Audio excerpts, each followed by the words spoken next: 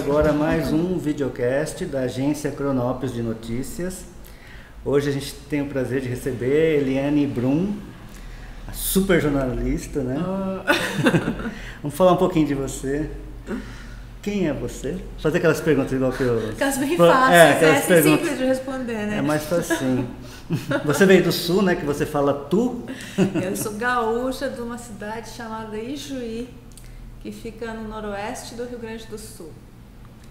Uma cidade que tem mais ou menos 73 mil habitantes. 73 mil habitantes?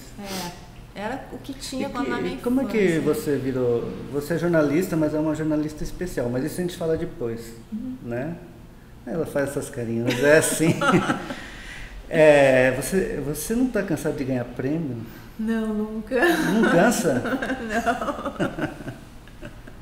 Você tem mais de quantos? Você tem mais de 40, 50 prêmios. Mais de 40, mas eu perdi tanto quanto eu ganhei. Eu perdi. Como perdeu? Não, a gente se inscreve nos prêmios, eu perdi.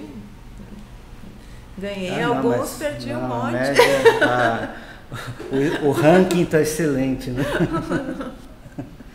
Então, você queria ser jornalista sempre? Como é que... Não, né? Não. Você sabia o que era jornalismo? Eu sabia o que era, quer dizer, na minha casa meu pai não lia jornal todos os dias, né?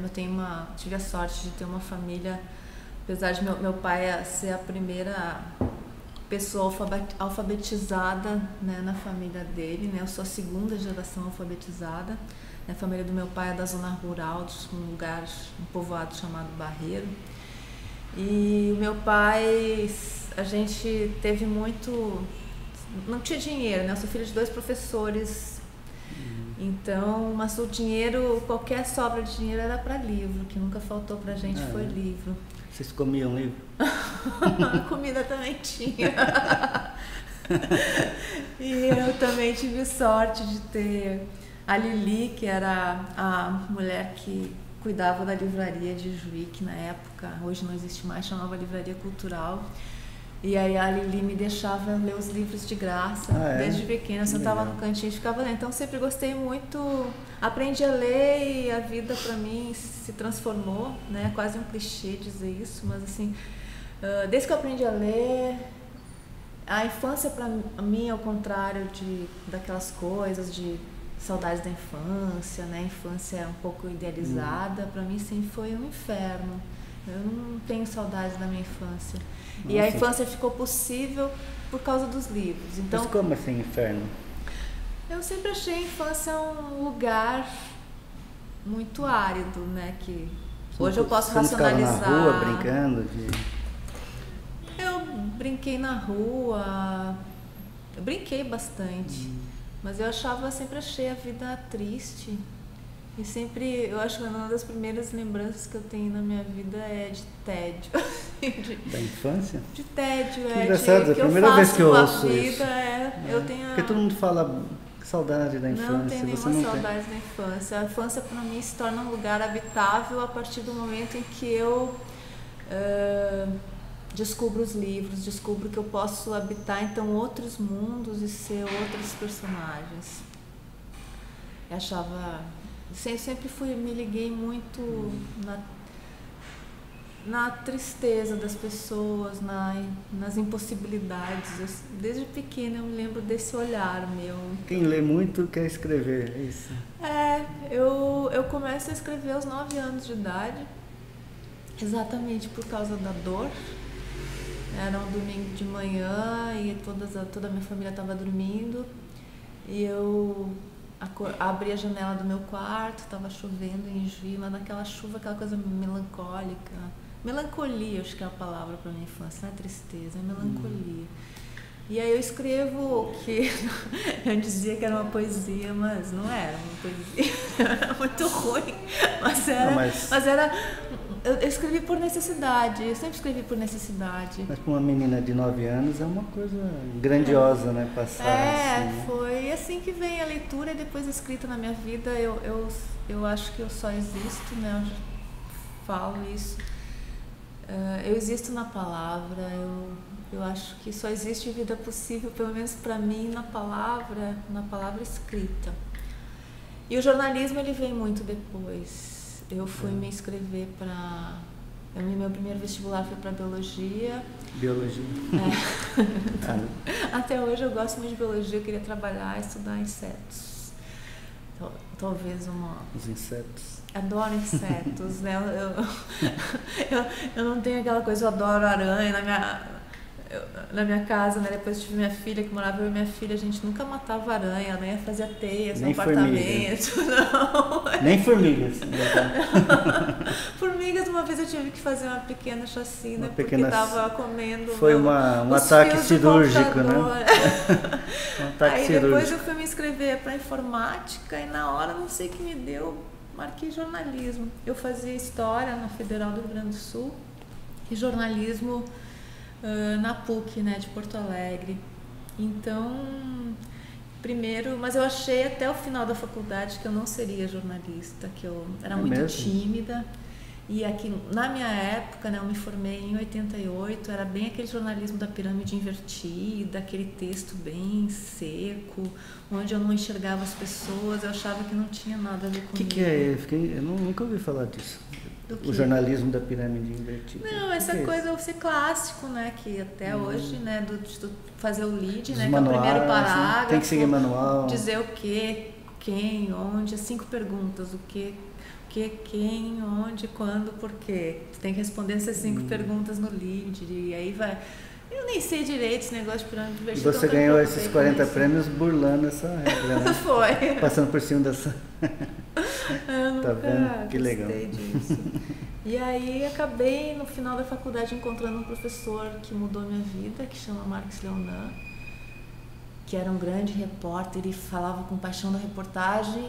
E aí ele trouxe pra gente, pela primeira vez eu tive contato com as reportagens né, da Antiga Realidade, né, do Zé Milton Ribeiro, do Joel Silveira, do Audálio Dantas, desses caras todos que eu até hoje admiro. O nosso desafio é trazer para o leitor toda a complexidade do real, que é muito complexo e que é cheio de detalhes e de nuances. Então, que o jornalismo objetivo diz que não pode ser jornalismo, isso, né? Eu nem falha, né? Desculpo isso, porque assim, é tão...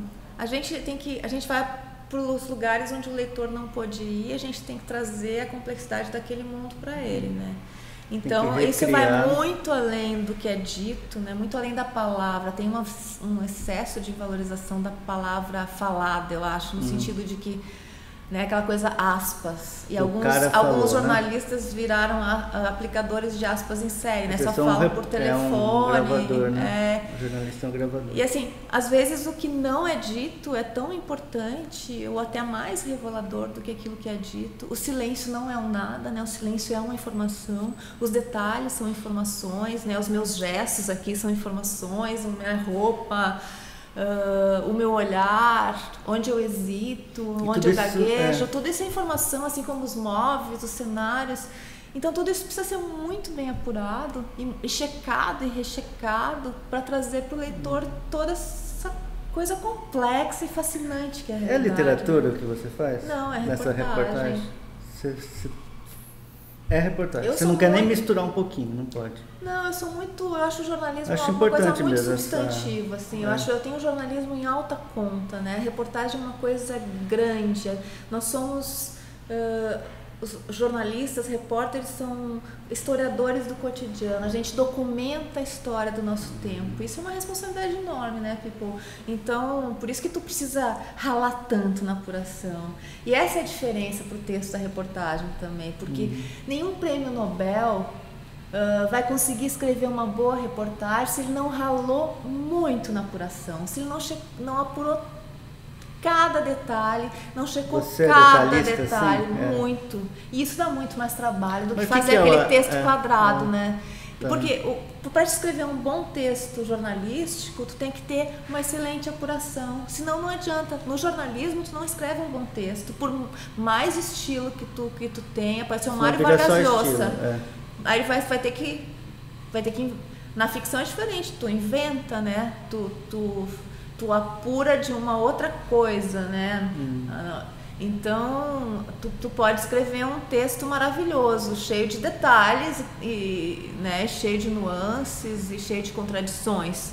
Mas no jornalismo, para te escrever esse texto, a tua apuração tem que ser de excelência, né? E aí é que... Mas o que é essa apuração? É isso, é tu ir pro real, o que te garante... Como que você monta a sua reportagem? Primeiro, eu tenho uma ideia, que essa ideia sempre surge na rua. Porque na rua tu vai... essa rua simbólica, a rua mesmo, né? A rua concreta, o lado o mundo, né? Tu vai com uma ideia para a rua e tu volta com outras 5. A rua pare pautas, né? É uma parteira de pautas. Então as pautas surgem no mundo e não dentro das redações, né? Não pode, quando tu inverte esse fluxo, não dá certo. Aí é que o jornalismo afunda, né?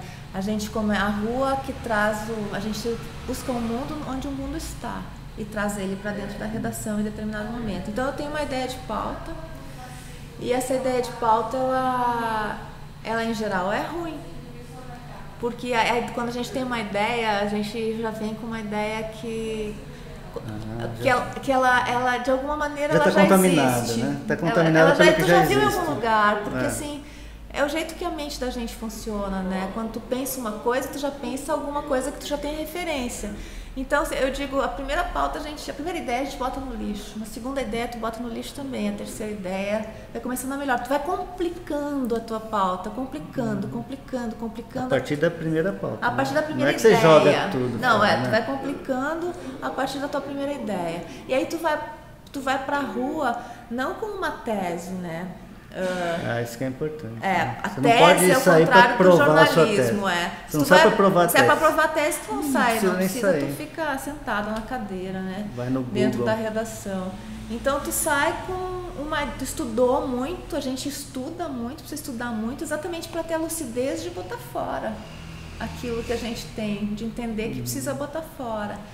E aí o bom é quando a gente vai para a rua e dá tudo errado. Aí é que tá dando certo. Porque aí é que tá dando certo, porque aí é que vem o novo, né? O novo só vem quando dá tudo errado, porque tu não sabia que aquilo existia. Então tu te espanta, né? Eu acho que nesse sentido a reportagem é muito parecida com a filosofia, ela nasce do espanto. Tu vai pra rua disposto a se espantar com o mundo. Então, e vai pra rua, antes de ir pra rua, sempre faça um movimento interno, que eu acho que cada repórter tem o seu jeito de fazer, que é o quê? Tu faz um exercício de te esvaziar o máximo possível da tua visão de mundo, dos teus preconceitos, dos teus julgamentos, né? Porque é muito importante lembrar que jornalista não é juiz, a gente não está aí para julgar, né? A gente está para contar. Então se esvazia de tudo isso o máximo possível, claro que o esvaziamento total é impossível, mas o máximo, para ir então nesse movimento em direção ao mundo do outro, e ser preenchido pelo mundo, pela realidade que é do outro. É quase uma possessão, né? A gente está sempre... O mundo está colocando sempre imagens diante da gente, imagens como se fosse verdade, né? E a obrigação da gente que é repórter é desvelar isso, né? Ver o que está por trás disso. Que saudade de repórteres assim, porque não existe, você acha que é única. Não, existe sim, existe. É muito eu sou muito otimista, acho que a gente está num bom momento. A escuta, people, é assim... que eu acho que esse é um lugar importante para as pessoas entenderem o que é. O nosso lugar é eu sou uma escutadeira. O que eu sou? Escutadeira. Que tu se coloca no lugar de escuta, tu vai escutar o outro. Né? As pessoas, quando eu vou entrevistar as pessoas, claro, tem pauta, tem matérias e matérias e cada uma te exige coisas diferentes. Mas em muitas matérias que eu faço, eu não faço nem a primeira pergunta, porque eu acho que a primeira pergunta já é uma forma de controle. Eu já estou direcionando a pessoa para aquilo que eu quero ouvir. Por mais honesta que seja a minha pergunta, eu tô dando para a pessoa um pouco o meu caminho. E é uma informação importante para mim descobrir qual é o caminho dela. Se ela vai contar a sua história, ou um aspecto da sua história, eu preciso saber como ela começa a contar essa história. Essa é uma informação importante. Então, às vezes eu só digo assim, me conta, né? Ou As pessoas perguntam por onde eu começo, por onde tu quer começar? E as pessoas começam por coisas que eu jamais ia descobrir na entrevista, porque é uns começos muito malucos que eu nunca imaginaria. E quando eu fico acompanhando, né, as pessoas, por exemplo, a Ilse, né, a Ilse de Oliveira Souza, que foi uma mulher que eu acompanhei em 2008, nos últimos 115 dias da vida dela, que ela tinha um câncer num lugar incurável. Eu só pude descobrir que a Ilse... Você ficou 120 dias? 115 dias. 115 dias, nossa. E ela morreu sem pronunciar o nome da doença que a mataria. Morreu sem pronunciar a palavra câncer. Eu só pude descobrir isso porque eu nunca cheguei e disse: Ilse, como tu lida com o teu câncer? A gente passou 115 dias juntos sem pronunciar a palavra câncer. Então eu pude descobrir como ela lidava com isso. E esse é o lugar de escutadeira, que não é um lugar nem de amiga, nem é aquele lugar do jornalista que se coloca acima das pessoas, né? Como se ele fosse uma entidade pairando. Não, assim, quando a gente diz que a gente é isento e imparcial, essa é a primeira mentira que tu conta, né? Então é uma mentira prévia, anterior à matéria, porque nós somos seres inscritos na história, inscritos numa determinada cultura, e quando a gente vai contar uma história, pelo fato da gente desejar contar uma história, a gente já altera aquela história. E assim, alterar, interferir o mínimo possível é garantido pela qualidade da nossa escuta, né? Quanto mais sutil e delicada for essa escuta, quanto mais claro for esse lugar de escuta, mais perto a gente chega das verdades todas. E a Eliane, onde fica ali nessa história toda? Você, a Eliane, a personalidade, a pessoa Eliane. Eu tô inteira nas tá coisas inteira que eu faço. Eu sou nesse momento eu sou uma escutadeira. E isso as pessoas entendem então, muito mas, bem assim, esse não tem lugar. o estilo, essas coisas não você tem o seu estilo e tal, mas sim, você eu sou alguém escrevendo. Você é alguém, uma autora, né? Eu sou escrevendo sobre outra pessoa. Uma jornalista. Sobre outra história, sobre a história que é de outro. Por isso eu preciso ter o máximo respeito. Mas aí, assim, por exemplo, eu preciso entender que não pode ser as minhas palavras. Eu tenho que entender que palavra aquela pessoa ou aquela comunidade usa, quais são as palavras deles, qual é o ritmo dele. É o ritmo deles, são as palavras deles, são a visão de mundo que eu trago para minha matéria. Por isso que cada texto meu, apesar eu acho que eu estar em todos eles, de poder talvez ter um estilo que as pessoas reconheçam que seja meu, cada um tem um ritmo diferente, tem as palavras, porque tu não pode escrever do mesmo jeito uma matéria que seja sei lá, na floresta amazônica no Amapá e na floresta amazônica do povo do meio. São na Amazônia, mas são Amazônias diferentes, com experiências históricas diferentes, com uma linguagem diferente, com um ritmo diferente. Eu tenho que trazer isso para o meu texto, né? Então, essa escuta me dá assim, as palavras, o ritmo, a textura de tudo, como é que é o silêncio nesse lugar, quais são os ruídos desse lugar.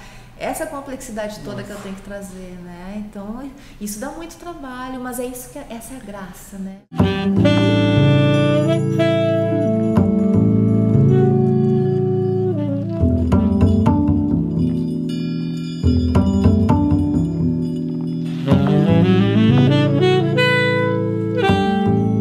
A gente tem que qualificar o nosso desejo e qualificar a nossa vida, né? Eu acho que eu qualifico a minha vida, dou importância à minha vida fazendo aquilo que eu acredito. Quem não tem projeto vai fazer o projeto do outro, né? Isso é básico. Tu não tem projeto, tu faz o projeto do outro. Eu tento todo dia, às vezes não dá, mas uma vez por semana pensar por que eu faço o que eu faço, por que eu escolhi o que eu escolhi. E eu preciso ter uma boa resposta para isso.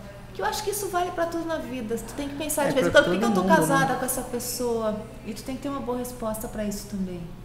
Ou por que isso, ou por que aquilo. A gente tem que parar e pensar nisso. Então, todo dia eu tenho que lembrar por que eu escolhi ser repórter, né? Assim como as outras coisas que eu faço na minha vida.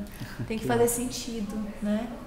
E o telejornalismo, você gosta de alguma coisa? Você fez um filme, né? Eu fiz dois filmes? 2 documentários, né? Estou aprendendo a fazer documentário. Eu sou muito curiosa. O primeiro você me falou uma vez, estava sendo editado, mas já foi lançado, né? Que é o sobre a Gretchen, né? Esse foi o segundo. Esse foi o segundo? Já? O primeiro chama Uma História Severina, que é de 2005. E o segundo é o Gretchen, né? Gretchen Filme Estrada, que a gente acompanha, eu e o Pascoal Samora, somos 2 diretores, a gente acompanha a Gretchen. A cantora Gretchen. A rainha do rebolado, né? Que ela estava fazendo 30 anos de carreira e a gente queria entender como é que uma mulher ganha. A gente acha a Gretchen um personagem, continua achando a Gretchen um personagem fascinante e fascinante também para compreender o Brasil, né? Como uma mulher ganha vida rebolando durante 30 anos e com 3 músicas. Né? Só então, 3 músicas. Então a gente queria contar os vários Brasis por onde a Gretchen nos conduziria. E acabou que quando a gente foi procurar a Gretchen para fazer o filme, era 2008, a gente descobriu que ela tinha se candidatado a prefeita da Ilha de Itamaracá pela coligação PPS-PV. Então a gente fez esse filme em 2 palcos, né? O palanque da política e o picadeiro do circo. A gente acompanhou a Gretchen nesses 2. Vocês andaram pelo Brasil todo? Andamos pelo Nordeste, né? A Gretchen faz um circuito quando ela está sem agenda de shows, assim, sem precisando de dinheiro, ela faz um circuito de circos mambembes pelo interior do Nordeste, que é um mundo maravilhoso, né? Impressionante. Então é um filme sobre a Gretchen, sim. Mas é sobre um filme Brasil. sobre o Brasil, é um filme sobre nós. Tipo um Bye Bye Brasil, não é? Nossa, se for perto disso, eu fico muito feliz. Você trouxe 3 livros aqui, 3 livrões. Vamos falar deles? Vamos falar. Esse aqui vamos deixar por último. Vamos deixar por último esse. Qual que foi o recente, o mais recente? Esse é o meu primeiro livro, está esgotado, que é a Coluna Prestes, O Avesso da Lenda, que é de 94. Aí o segundo é A Vida que Ninguém Vê. Esse aqui? A Vida que Ninguém Vê é uma coluna de reportagem que eu tinha em 1999 na Zero Hora, que saía todo sábado, que é o que eu chamo, que eu costumo dizer que eu sou uma repórter de desacontecimentos, porque eu gosto daquilo que se repete, assim, ao contrário do que diz que é a cartilha do jornalismo. Assim, né? Eu não me interesso muito pelo que quebra a rotina, eu me interesso pelo cotidiano, pela suposta vida comum. Então, A Vida que Ninguém Vê são histórias reais de gente que jamais seria notícia, de pessoas supostamente comuns mostrando o extraordinário dessas pessoas ou desses episódios. E são fotos deles aqui. Essa coluna de reportagem, a série ganhou o ESSO em 99, o ESSO da região sul, e o livro ganhou o Jabuti. Então, para um livro de mostrar que as pessoas gostam sim de ler sobre os homens e as mulheres que constroem o Brasil, mas que geralmente não são contados na história, né? Na história contada pela imprensa tradicional. Vencedor do Prêmio Jabuti de 2007, melhor livro de reportagem. Esse O Gaúcho do Cavalo de Pau é a história do Vanderlei. O Vanderlei é um personagem fascinante, uma pessoa fascinante. Porque ele todo ano ele ia, agora não vai mais, ele ia para Uruguaiana, ele ia de Uruguaiana para Esteio, que é perto de Porto Alegre, numa grande feira agropecuária que tinha na Expo Inter, com um cabo de vassoura. E ele dizia que o cabo de vassoura era um cavalo de raça. De raça ainda. E aí aquela coisa, ele era considerado, né, o louquinho da Expo Inter.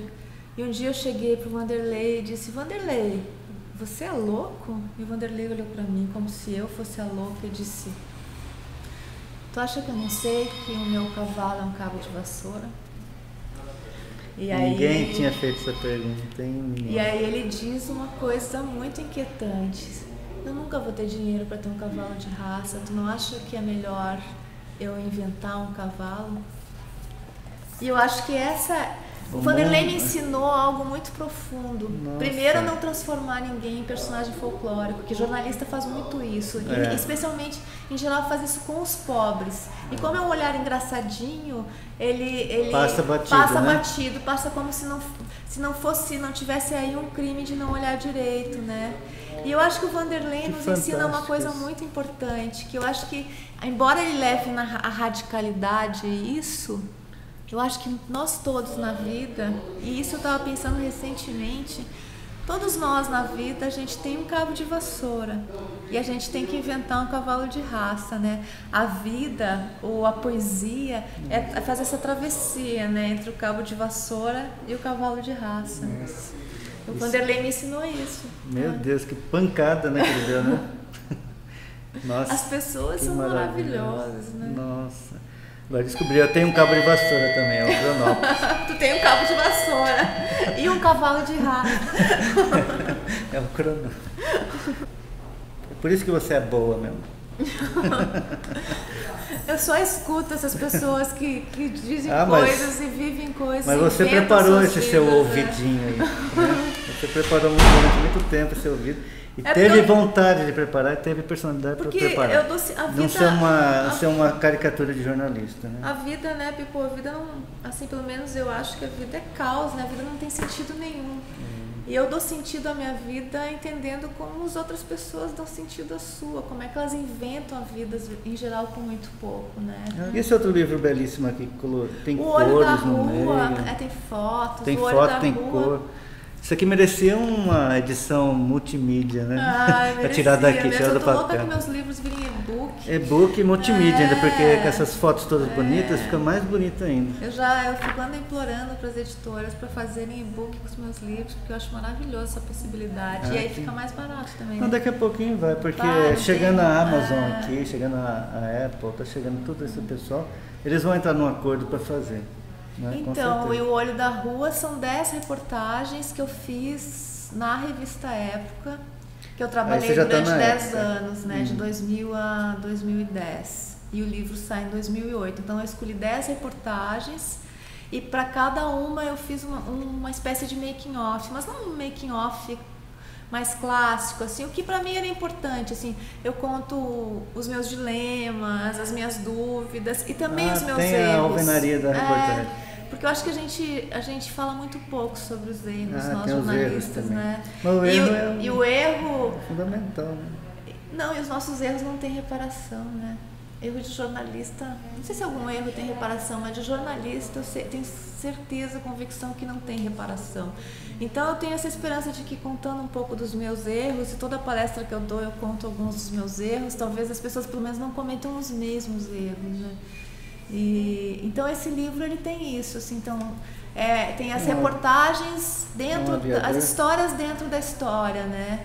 Ele começa com uma reportagem sobre um parto, sobre as parteiras da floresta amazônica no Amapá, e termina com uma reportagem sobre a morte, né? Que é uma reportagem que eu acompanhei os 115 dias da vida da Ilse, os últimos 115 dias da sua vida, que é uma morte.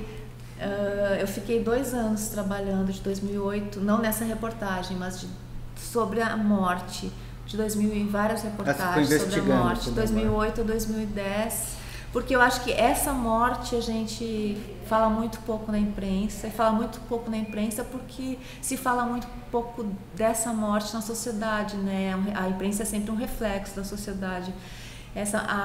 A imprensa fala muito da morte violenta, né? Essa tá todo dia nos jornais. Mas a morte que a maioria de nós vai ter, que é de doença e velhice, é uma morte silenciada, né? Porque a maioria de nós não vai morrer de bala perdida, assassinato ou acidente de trânsito. Muito dolorosa, né? E arrastada, né? Então acho que a gente precisa pensar sobre a morte, porque isso significa pensar e qualificar a nossa vida, né? De novo, qualificar o nosso desejo de vida. Você conseguiu aprisionar essa morte? Aprisionar a morte, porque ela sempre me escapa, mas eu consegui fazer um profundo confronto. Você conseguiu fazer um confronto com a morte e aí um confronto com a vida. Eu faço várias mudanças, porque eu acho que a reportagem ela só acontece quando a vida de quem conta a sua história, de quem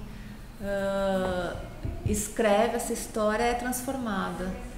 Né, transformada e transtornada, né? A minha vida de quem conta, de contadora, e a vida daquele que é contado. Tem que ter uma transformação para a reportagem ter realmente acontecido. Então eu tô sempre transtornada por aquelas reportagens que eu faço. E aí essa questão da morte, que é uma questão muito difícil, muito profunda, fez com que eu fizesse uma profunda mudança na minha vida, muitas mudanças na minha vida, a partir disso. Né? Tem um determinado momento que a Ilse diz, no começo da reportagem, ela descobre que tem a doença quando ela tinha acabado de se aposentar e estava começando a fazer coisas que ela nunca tinha podido fazer, estava viajando, estava dançando. E aí ela diz, quando eu tive tempo, descobri que o meu tempo tinha acabado. Isso é muito profundo. E isso faz uma revolução dentro de mim. Assim. Nossa, você está revendo a reportagem. Você assistiu o filme de Nick, do Wim Wenders? Não. Tem muito a ver com isso. O Wim Wenders filmou a morte do Nicolas, o diretor Nicolas Rey, diretor do Juventude Transguiada lá, né? E ele estava também com câncer, acho que é isso. Então o Wim Wenders ficou com a câmerazinha andando para lá, para cá, durante 1 mês, 2 meses, acho que foi isso. Então ele registrou tudinho isso. O filme é brilhante. Eu não vi esse filme. Ele registrou o Nicolas, eles já eram amigos, né? Mas ele ficava registrando, ele ia visitando, registrou os momentos de raiva do Nicolas Rey, né? No finalzinho, já quase morrendo, já. É uma coisa impressionante. Tem DVD? Tem. Eu assisti primeiro o filme de Nicolas. O filme de Nicolas. O filme de Nicolas, de Nicolas Rey. O filme de Nicolas. Ou um filme para Nicolas, alguma coisa assim. Mas no cinema ficou. Procura lá na seção de Wim Wenders. Eu assisti nos anos 95, acho. Eu assisti no MIS, quando tinha aquela mostra de MIS. Tinha uma mostra lá que eu não lembro qual que é. Assistindo o MIS eu saí assim, transtornado também, saí encantado, porque o filme é belíssimo, né? E pela petulância dele, como a sua petulância, de conversar com a morte, né? De enfrentar esse ser invisível, mas é negro. Tá? Mas vamos falar desse aqui, que também é uma pancada esse livro. Tem alguma coisa biográfica? Não é, né? Vamos já matar aqui, eu tenho. Não, assim, autobiográfica, não. Eu acho que de certa maneira, todo livro carrega, que a gente escreve, esse carrega aqui a gente, não é reportagem. Né? Mas não é reportagem. Esse aqui é uma E é ficção. importante dizer que eu não gosto quando fala romance, eu prefiro aquele termo novela, né? Novel é mais bonito, né? Faz. Não é a minha história. Esse livro é sobre um relacionamento entre uma mãe e minha filha, mas não é sobre o meu relacionamento nem com a minha mãe, nem com a minha filha. Nesse sentido, sim, você não tem uma filha também. Né? Tenho, eu sou mãe e sou filha. Mas não é uma ficção. E ele é um livro sobre o que eu acho que, para mim, pelo menos, talvez seja a grande questão feminina, que é como uma filha se arranca do corpo da mãe. E esse livro nasce desse confronto que eu tive com a questão da morte. Foi a partir Foi. dessa Ele história. surge com uma necessidade muito profunda. A partir dessas experiências, dessas reportagens com a morte, eu passo a compreender, a sentir primeiro e racionalizar depois, que há certas realidades que só a ficção suporta. E eu passei, como eu toda a minha vida, eu só consigo lidar com a vida escrevendo pela escrita, é pela escrita que eu elaboro, senão eu explodo por dentro. Você não faz análise? Não. Faço. Faz? Acabou detonou minha tese. Né? Não, eu faço análise. Então eu precisava criar uma outra voz para mim. E quem me conhece das reportagens e lê a minha ficção, percebe que realmente é uma outra voz, muito diferente. Nasceu uma ficcionista aqui agora ou não? Isso não sou eu que posso dizer, né? Não, mas você pode sim, você falar, eu quero fazer outro como esse. Eu quero fazer. Tá vendo? Então. Não sei o que eu vou fazer, quer dizer, eu tenho umas ideias, mas assim... É laranja dentro. Ele Por quê? Eu já escrevi ele colorido porque... Você precisa... Porque ele é pesado? Ele não é que é pesado, ele é... Não sei porque... Ele é grave, né? É um ele tem livro 3 grave. narradores, a mãe, a Maria Lúcia, a filha, a Laura, e uma terceira voz. E cada voz, ele não só é laranja, como ele tem 3 fontes diferentes. E quando eu escrevi, cada voz só se escrevia se mudasse a fonte. Foi natural, isso era muito interessante. Se eu ficava com a mesma fonte, elas não falavam. Aí você escrevia no computador, né? Escrevia no computador, claro. Pensando no... Eu acho que eu sou antiga. Eu não nem bilhete. Eu não consigo assinar nem meu nome mais. Eu fico tremendo já. E como é que surgiram esses 3 personagens? Como é que é? Porque é uma construção, né? Como é que você sacou essa construção? Eu sou muito intuitiva. É forte, é um livro forte. Todo mundo que leu ficou assim, tá impactado até agora. As resenhas também são impactantes. Eu fico feliz quando falam isso. Né? Não, mas é o objetivo dele. Eu acho que ele mexe, assim, pelo menos mexeu comigo. Eu tenho essa coisa de escrever como uma leitora. Eu nunca sei exatamente o que eu vou escrever. Né? O que vai acontecer na próxima. E se eu souber, eu perco a vontade de escrever. Então, de certa forma, eu surpreendo a mim mesma. É uma coisa meio estranha. Então, eu comecei a escrever pensando que a Laura, a filha, seria a narradora de todo o livro. E comecei a escrever assim mesmo. E aí, um dia, eu acordei com a voz da mãe, e era uma voz dentro da minha cabeça. E eu nunca tinha ouvido vozes. Nunca, né? É bom deixar isso claro. Também não acho que é nenhum tipo, porque às vezes a gente teve uma experiência espírita. Não tive uma experiência espírita. Era uma voz dentro da minha cabeça. Quase que o personagem pedindo pra mim, eu quero nascer. Era isso, era uma coisa assim, e era uma voz tão chata, porque sabe aquela voz, eu comparo com aquela unha no quadro negro, sabe? Não sei se as pessoas hoje mais jovens conhecem o quadro negro, mas assim, sabe aquela voz rascante? E aí, ela dizia isso, a história que você está contando está errada. Eu quero botar o meu dedo nisso, eu quero a minha versão. Eu fiquei puta com isso, porque assim... É mesmo? Eu fiquei puta porque assim, eu tô escrevendo ficção, eu quero escrever o que eu quiser escrever. Não é assim. E aí eu achava que era o maior clichê, que os escritores sempre dizem, que os personagens tomam conta.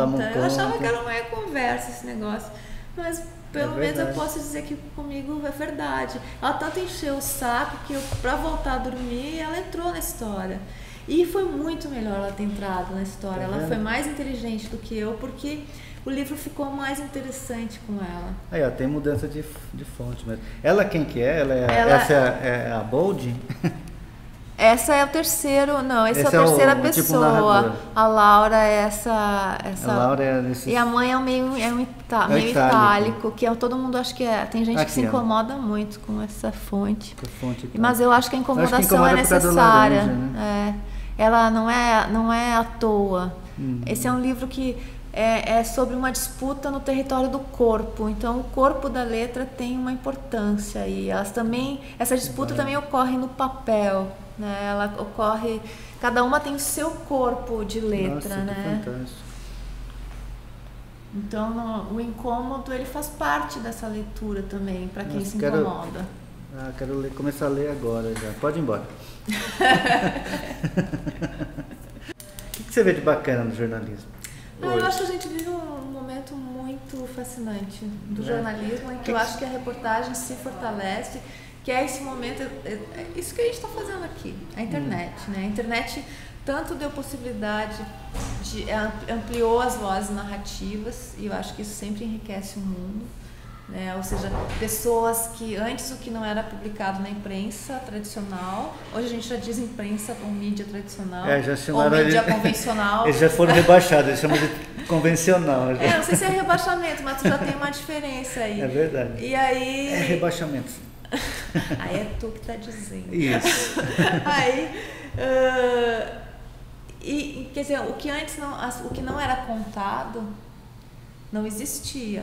Agora o que não é contado existe porque as pessoas se contam e as periferias estão escrevendo e tem um monte de gente, né, tu vai na Amazônia e as pessoas estão escrevendo, né, tem os índios estão escrevendo, estão fazendo documentários, enfim, isso é uma mudança importante.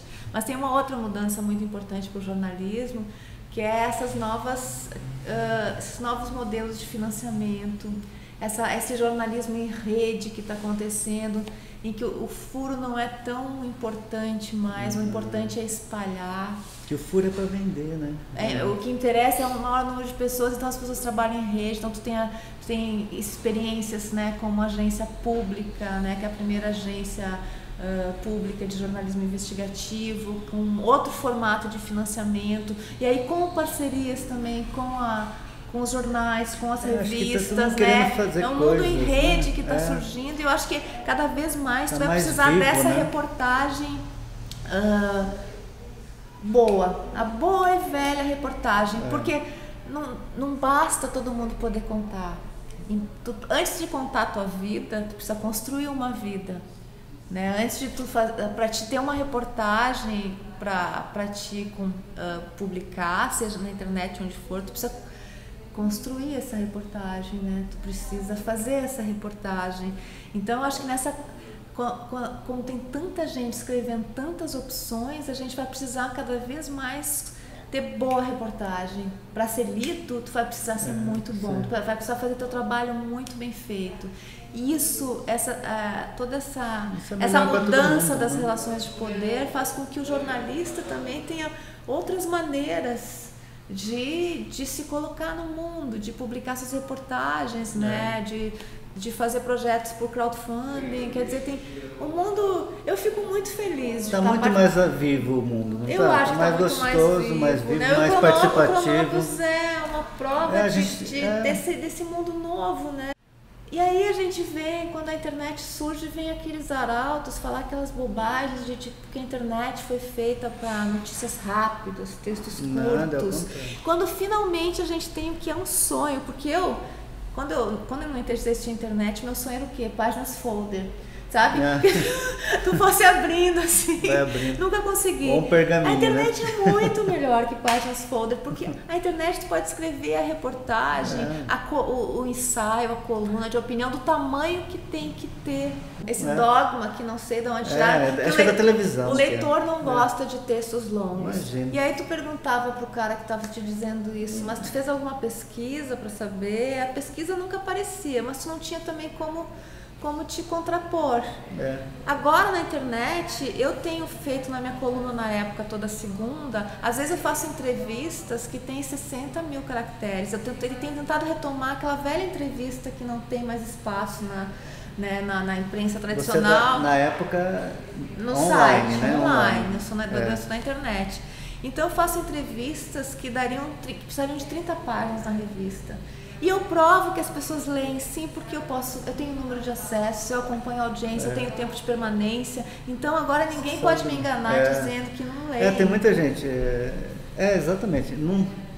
Quem fala uma verdade tem que provar estatisticamente, né? Então a gente está vivendo um momento em que eu acho que a reportagem se fortalece. Então sou muito feliz de estar participando desse momento histórico. Assim, acho que tanta coisa vai acontecer ainda, né? Então, eu queria não morrer cedo para ver tudo isso. Eu queria que a internet tivesse vindo antes. Né? A gente perdeu.